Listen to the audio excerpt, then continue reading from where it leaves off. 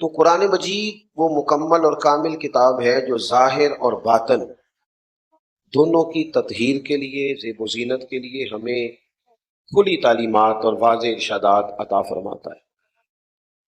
بہت سارے لوگ ایسے ہوتے ہیں جو ظاہری طور پر صحت مند نظر آتے ہیں لیکن باطنی طور پر بیمار ہوتے ہیں۔ بڑی گاڑی، بڑا آدمی، بڑا نام، بڑے پروٹوکول، بڑے لوگ جاننے والے، بہت سارے لوگ گاڑی کے آگے پیچھے بھاگنے والے، لیکن کوئی کیا جان سکتا ہے کہ وہ آدمی رات کو سکون سے سوتا ہے؟ کیا اس گہرائی تک کوئی سمجھتا ہے کہ اس کے باطن میں قرار، سکون اور چین موجود ہے؟ کچھ چیزیں انسان کو بڑا ہی بے سکون کر دیتی ہیں، جس طرح ظاہری طور پر ہمارے ظاہری حلیے پر کوئی داغ دھبا لگ جائے نا، مثلا ایک بٹن میرا ٹوٹا ہوا ہو نا، تو کوئی اور توجہ نہ بھی کرے، کسی کو خیال نہ بھی آئے، تو میں خود بڑا پریشان ہوں کہ یار آج میرا بٹن ٹوٹا ہوا ہے، بار بار نظر ادھر ہی جاتی ہے کہ یہ کمزوری ہے۔ یا آپ 2-4 دن سے غسل نہیں کرتے مسلسل، تو 3-4 دن کے بعد اگر آپ کو موقع ملتا ہے نہانے کا تو آپ اپنے وجود کو ہلکا پھلکا محسوس کرتے ہیں۔ چلیں آپ کپڑے صرف تبدیل کر لینا، جو کل پہنے تھے وہ آج اتار لیں تو محسوس ہوتا ہے کہ طبیعت ہلکی پھلکی ہو گئی۔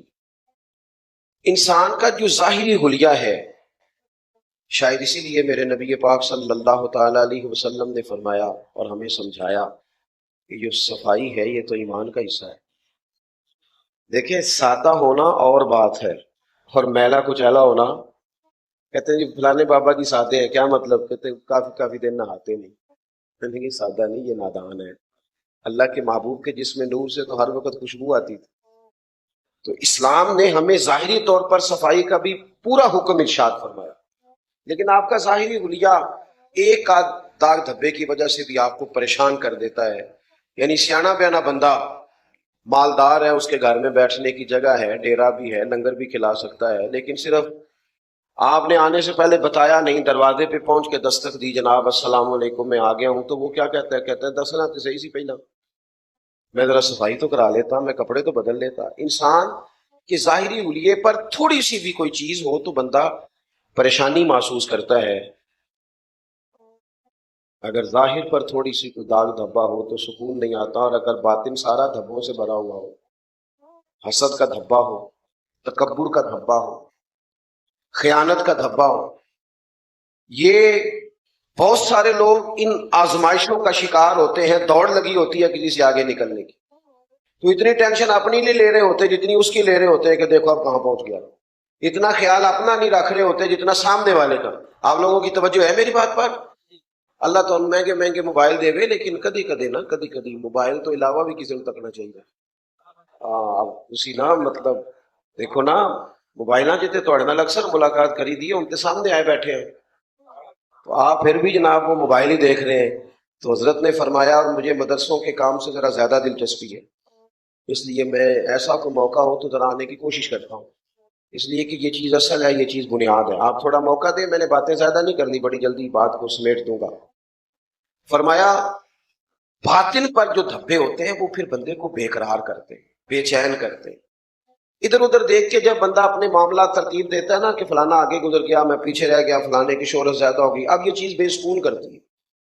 آپ کیوں دیکھتے ہیں سامنے والے کی طرف؟ آپ وہ والی نعمتیں کیوں نہیں دیکھتے جو رب نے آپ کو عطا فرمائی؟ تو یہ باطن میں جو چیزیں ہوتی ہیں یہ تکلیف کا باعث بنتی ہیں۔ رب فرماتا ہے یتلو علیکم آیاتنا ویزکیکم، میرے محبوب تم پر میری آیتیں پڑھیں گے اور تمہیں پاکیزگی عطا فرما دیں گے۔ حضور نے نا یہ ساری چیزیں نکال دی۔ نبی پاک علیہ السلام نے لوگوں کے باطن دھو ڈالے۔ حضور نے نا پسند ہی فقیری کو کیا۔ نبی پاک مجبور نہیں ہے فقر پر، بالکل نہیں۔ حضور فرماتے ہیں میں چاہوں تو اللہ احد پہاڑ سونے کا بنا دے، میرے ساتھ چلا کر، مجھے اختیار دیا گیا، میں چاہوں تو نبی اور بادشاہ بن سکتا ہوں، جیسے حضرت یوسف نبی بھی ہیں بادشاہ بھی، حضرت سلیمان علیہ السلام نبی بھی ہیں بادشاہ بھی ہیں، یہ پیغمبر اللہ کے۔ تو اگر میں چاہوں نبی اور بادشاہ بن جاؤں، لیکن میں نے عرض کی ہے مالک میں تیرا بندہ اور نبی بننا چاہتا ہوں۔ اس لیے اقبال کہتے ہیں متاع بے بہا ہے درد و سوز آرزو بندی، یہ مقام میں بندگی دے کر نہ لو شان خدا بند، بندگی میں جو لطف ہے نا بندگی میں وہ بڑا ہے۔ تو نبی پاک علیہ السلام نے سادہ زندگی کو ترجیح دی، سادہ۔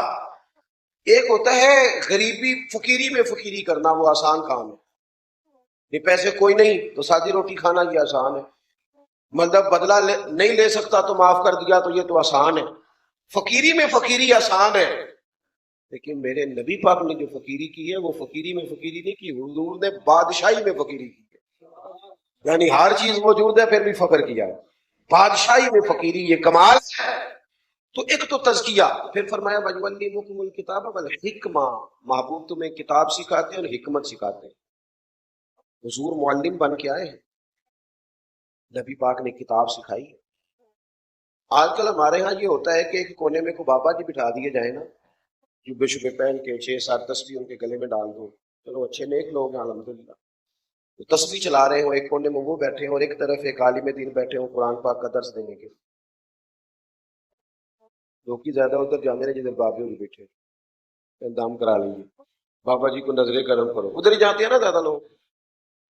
حضور علیہ السلام نے ہمیں ایک مزاج دیا ہے، قومیں علم سے فروغ پاتی ہے، شعور جو ہوتا ہے اس سے انسان تازہ دم رہتا ہے، یہ جو آگہی ہوتی ہے یہ سفر آسان کرتی ہے۔ نبی کریم علیہ السلام مسجد نبوی شریف میں تشریف لائے تو 2 لوگوں کی جماعتیں بنی ہوئی تھی، ایک طرف بیٹھ کر لوگ اللہ تعالیٰ کا ذکر کر رہے تھے اور دوسری جانب بیٹھ کر ایک آدمی کتاب و سنت کی تعلیم دے رہے تھے اور باقی بیٹھ کے سن رہے تھے۔ اللہ کے محبوب علیہ السلام درمیان میں کھڑے ہو گئے اور فرمایا دونوں جماعتیں خیر پہ، دونوں بھلائی کا کام کر رہی ہیں، اور ساتھ ہی فرمایا کیونکہ اللہ تعالیٰ نے مجھے استاد بنا کے بھیجا ہے، میں معلم بن کے آیا ہوں، لہذا اللہ کے رسول علیہ السلام اس جماعت میں بیٹھ گئے جہاں دین پڑھایا جا رہا تھا۔ تو تھوڑا سا نا فروغ علم تھوڑی سی، اور ایک اور بات بھی، کچھ چیزیں ہمارے پاس مفت اور فری، انسان کی نا طبیعت کا تقاضا ہے کہ جو چیز وہ سمجھتا ہے نا بہت مہنگی ہے، سمجھتا ہے شاید زیادہ قیمتی بھی یہی ہے، حالانکہ بعض اوقات زیادہ مہنگی چیزیں جو ہوتی ہیں نا وہ نیرا فیشن ہی ہوتی ہے۔ میری بات کی سمجھ آ رہی ہے؟ مہنگے مہنگے ہوٹلوں پہ روٹی کھاتے ہو نا، اس لیے معدے کے ڈاکٹروں کے پاس رش بھی بہت زیادہ ہے، کیونکہ بہت ساری چیزیں جو مہنگی ہیں نا وہ ظاہری چمک دمک رکھتی ہیں، بس مرچ مسالہ ٹھیک ہے تھوڑی دیر کے لیے، زبان کی لذت ٹھیک ہے، لیکن جو فطری چیزیں ہیں، جو سادہ چیزیں ہیں، وہ اپنی ترتیب کے لحاظ سے جو افادیت رکھتی ہیں اس کا انکار نہیں کیا جا سکتا۔ تو نبی پاک صلی اللہ تعالیٰ علیہ وآلہ وسلم کے غلاموں، جب ہم سمجھتے ہیں نا کہ یہ چیز آسان ہے، یعنی ہر جمعے مسجد میں قرآن پاک کی آیت کا ترجمہ ہوتا ہے، ہر جمعے مولانا حدیث سناتے ہیں، ہر جمعے نبی پاک علیہ السلام کا فرمان سنایا جاتا ہے، وہ قوم جو موٹیویشنل اسپیکر کے پاس پیسے دے کے سیٹ بک کراتی ہے نا، پیسے دے کے، وہ کہتا ہے 5000 روپیہ آپ سے لوں گا اور ساتھ بٹھاؤں گا، وہ قوم جمعے والے دن وقت پہ جانا پسند ہی نہیں کرتی، وہ تو آخری 5-7 منٹ میں جانا پسند کرتے ہیں، حالانکہ جو موٹیویٹ آپ کو نبی پاک کا دین کر سکتا ہے وہ کوئی دنیا دار کر سکتا ہے؟ تو حضور سید عالم علیہ السلام کے دین کے اندر، حضور کے دیے ہوئے علم کے اندر تو فطری تقاضے پورے ہوتے ہیں، فطری۔ دیکھیں ایک حدیث پاک سنیں، نبی پاک علیہ السلام نے حضرت انس بن مالک رضی اللہ تعالیٰ عنہ سے کہا، اے میرے بیٹے انس، تم سے ہو سکے تو صبح اس حال میں کرنا، ذرا لفظ دیکھیں کتنے اصیل ہیں، اگر ہو سکے تو صبح اس حال میں کرنا کہ تمہارے دل میں کسی کا بغض نہ ہو، یعنی اگر سویرے بندہ بغض لے کے اٹھے گا تو سارا دن کیا کرے گا؟ جلے مرے گا ہی نا۔ تم کشادہ سینے کے ساتھ صبح کرنا، کھلے دل کے ساتھ، اور جو صبح کھلے دل سے ہوتی ہے صبح ہوتی وہ ہے، اور اگر کسی کا دل نہیں کھلا تو آنکھ کھل بھی جائے تو کیا فائدہ، دل تو چڑھا ہی نہیں اس کا۔ فرمایا میرے کریم نے کہ اے انس، ہو سکے تو صبح اس حال میں کرنا کہ تمہارے دل میں کسی کا بغض نہ ہو، اور پھر فرمایا یہ میری سنت ہے، میرا یہی طریقہ ہے، اور فرمایا جس نے میرے طریقے سے محبت کی اسی نے مجھ سے محبت کی ہے، یہ میرا طریقہ ہے۔ میٹھائی کھانا سنت نہیں، صرف پگڑی باندھنا ہی سنت نہیں، دل صاف کرنا بھی سنت ہے، نیرے مسواک سے دانت صاف کرنا ہی سنت نہیں، اپنے سینے صاف رکھنا بھی حضور کی سنت ہے، اپنے دلوں کے اندر یہ خاص کیفیات۔ اور ایک اور بات، نبی پاک کا جو دین ہے نا، حضور کا دیا ہوا علم، وہ انا نہیں جگاتا، ضمیر جگاتا ہے۔ آج کل ہمارے ہاں جو سیاسی تقریریں ہوتی ہیں یا جو اور باقی معاملات ہوتے ہیں، یہ لوگوں کی انا جگاتے ہیں۔ یعنی لوگ کہتے ہیں کہ پوری دنیا میں اندھیرا کر دو تاکہ میں زیادہ چمک جاؤں، یہ مزاج ہوتا ہے۔ پھر اس کے لیے ہمیں کہنا پڑتا ہے کہ ساری دنیا غلط ہے اور میں، کیونکہ ساری طرف اندھیرا کریں گے تو پھر ہی چمکیں گے نا۔ سرکار نے یہ کام نہیں کیا، انا نہیں جگائی۔ اور جب آپ الزامات لگا رہے ہوتے ہیں تو پھر سامنے والا بھی الزامات ہی کی تیاری کر رہا ہوتا ہے، تو پھر قوم بیچاری سیلاب کی ذات میں رہتی ہے اور حکمران کرسی کرسی کھیلتے رہتے ہیں، کرسی کرسی کھیل رہے ہیں۔ آپ کے ملک میں اس وقت ساری سیاسی جماعتیں حکومت میں، کوئی رونا نہ روئے کہ ہمارے پاس حکومت، سب حکومت میں، کسی کی پنجاب میں، کسی کی خیبر پختونخوا میں، کسی کی مرکز میں، کسی کی سندھ میں۔ غلط کہہ رہا ہوں؟ پھر پریشان کیوں ہو گئے ہو تسی؟ تو گھورنا شروع کر دیا بھئی آپ جس جماعت کے بھی ورکر ہیں 100 بسم اللہ رہے ہیں، پر سچ تو سچ ہی ہے نا۔ حقیقت تو اقبال کہنے لگے اپنے بھی خفا مجھ سے ہیں، بیگانے بھی نہ خوش، کیونکہ زہر حلال کو کبھی کہہ نہ سکا کن، میں تو کہتا ہوں وہی بات سمجھتا ہوں جسے حق۔ یہ کیا بات ہوئی کہ آپ کبھی بھی گروہ پرست نہ بنو، حق پرست بنو۔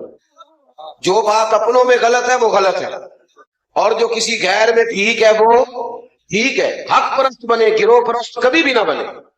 ساری سیاسی جماعتوں کی حکومت ہے، سب حکومت میں بلا وجہ کا شور مچایا ہوا ہے۔ آپ تو حکومت کرنے کے لیے سیاست کرتے ہیں، لہذا آپ کر رہے ہیں، کریں جو مرضی کریں آپ کے من میں آئے، لیکن خدا را 2 مہینے سے لوگ سیلاب والے سڑکوں پہ بیٹھے، خدا را۔ ہمارے سنگی وہاں پہنچے تو کہنے لگے پیر صاحب وہ تو حال یہ ہے کہ بعض ایسے باپردہ گھر ہیں کہ لنگر دینے کے لیے، راشن دینے کے لیے جب ہم جاتے ہیں تو وہ 3-4 مرد گھر کے خیمے کے سامنے کھڑے ہو جاتے ہیں کہ عورتوں پہ نظر نہ پڑے۔ میں مسافر بندہ ہوں، سفر بڑے کرتا ہوں، رات کو بندہ کہتا ہے نا یہاں ہمارے گھر رہ جائیں، تو میں کہتا ہوں یار جو نیند اپنے بستر پہ آتی ہے نا وہ کہیں آتی نہیں۔ اور یارو دوسرے کا پلنگ بڑا حسین بھی ہو، دوسرے کی چارپائی بڑی اعلیٰ ہو، آپ کو نیند نہیں آتی، تو جو اپنے سارے گھر چھوڑ کے 2 مہینے سے خیموں میں بیٹھے، تمہارے ابھی منصوبے مکمل نہیں ہو رہے۔ میں کل میلاد شریف کے موقع پہ میں نے اپنے دوستوں سے کہا لنگر بانٹنے لگے نا سنگی، میں کہ پتہ جی سانو بندے پوچھتے سانو سارے میلاد والے لنگر والے تسی اتھے ہی آ گئے ہو سلاب والے کو، میں کہ سانو نا لنگر ونڈن دی جانچ بڑی ہے، اسی ونڈتے ہی آ رہے ہیں لنگر۔ لوکاں بڑے شکوے کیتے ساڈے لنگر تے، کدی 11ویں والے تے کدی 12ویں والے تے، اسی موڑے نہیں، لیکن ویکھو ہن ونڈتے ونڈتے سانو اینی جانچ چاہیے کہ اسی اتھے بھی ونڈنا شروع کر دیں، کیونکہ ہوم ورک پہلے سے کیا ہوا تھا، ہماری تیاری تھی۔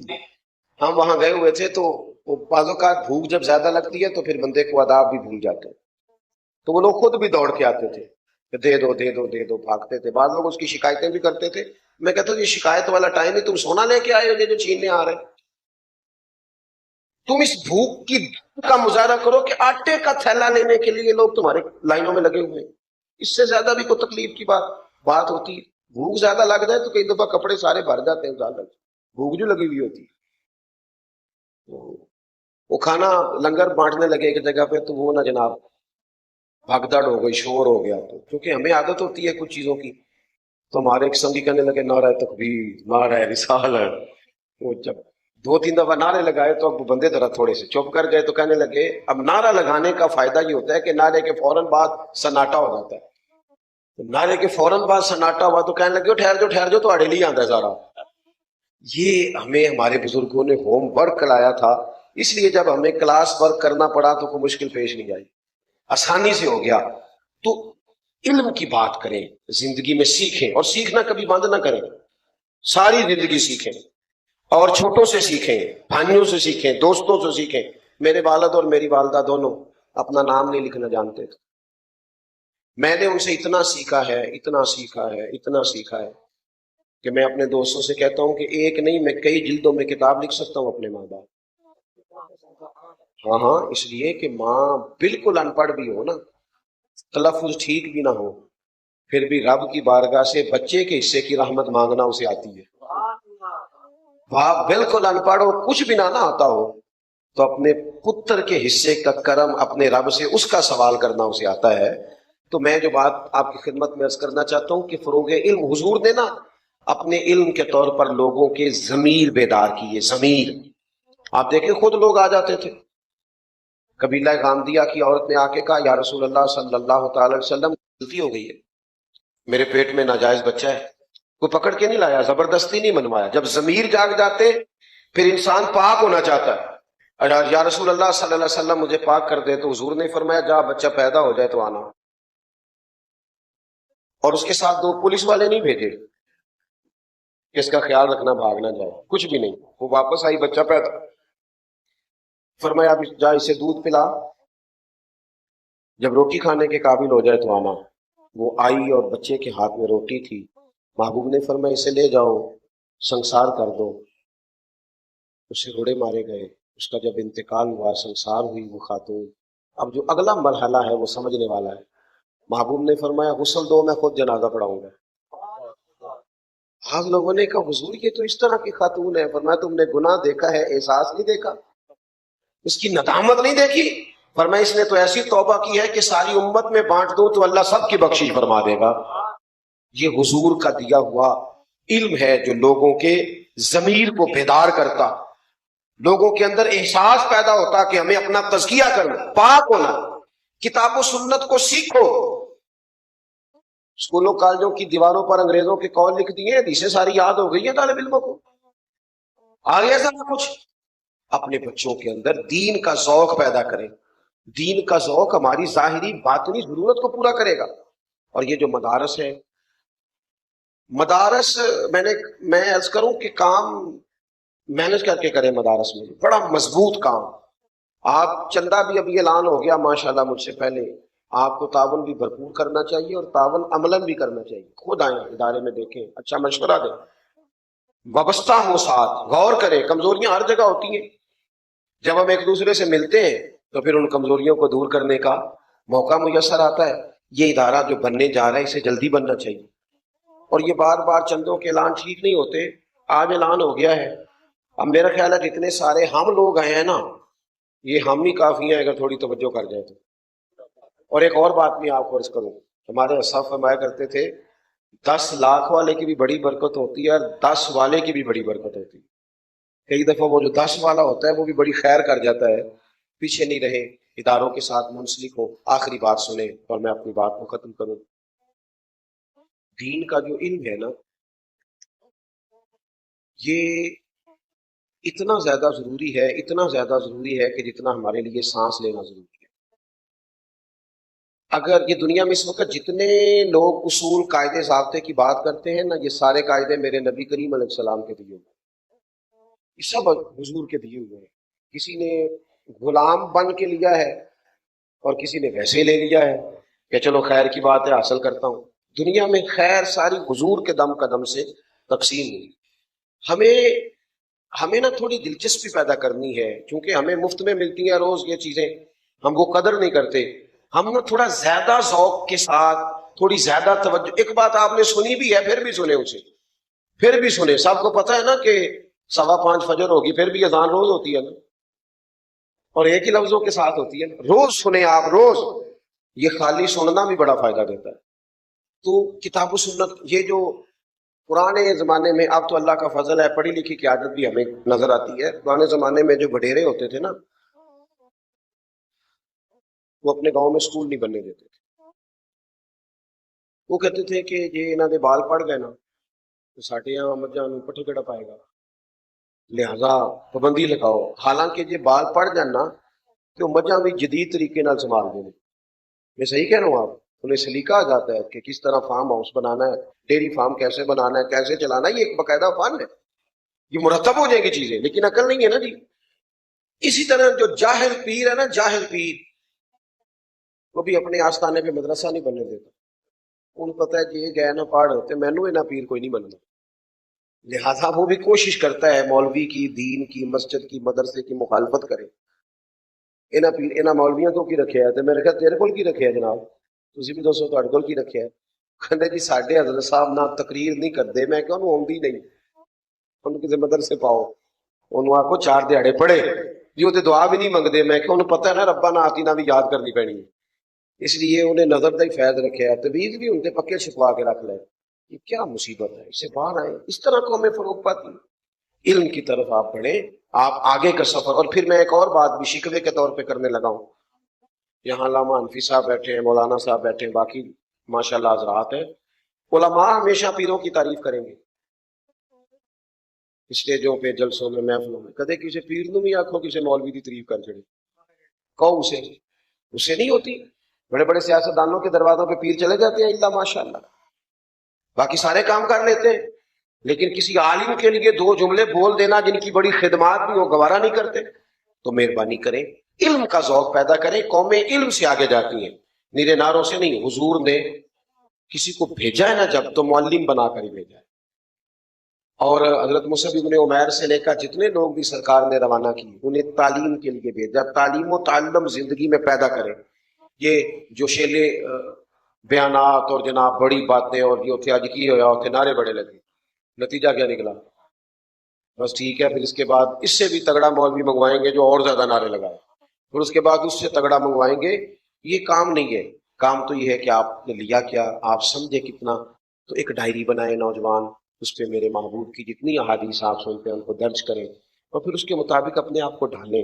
محبوب نے وہ بات کی ہے جو بالکل ہماری ضرورت کی ہے، ان کو عمل کی نیت سے لیں۔ اعلیٰ داتا صاحب رحمۃ اللہ علیہ نے پورا اس پر مضمون لکھا ہے، فرماتے ہیں لوگوں سے کہنا آگ پہ چلو تو چل لیتے ہیں، لیکن کہنا علم سیکھ کے عمل کرو، یہ نہیں کرتے۔ اس دشواری سے باہر آئیں، علم اور عمل کا مزاج پیدا کریں۔ اللہ تعالیٰ اس ادارے کو جلد از جلد پایا تکمیل تک بھی پہنچائے اور مکمل بھی فرمائے، اور تعلیم کا سلسلہ جاری و ساری فرمائے۔ آخر دعوانا سارے حضرات روشنی پڑی ہے، الصلاۃ والسلام علیک یا سید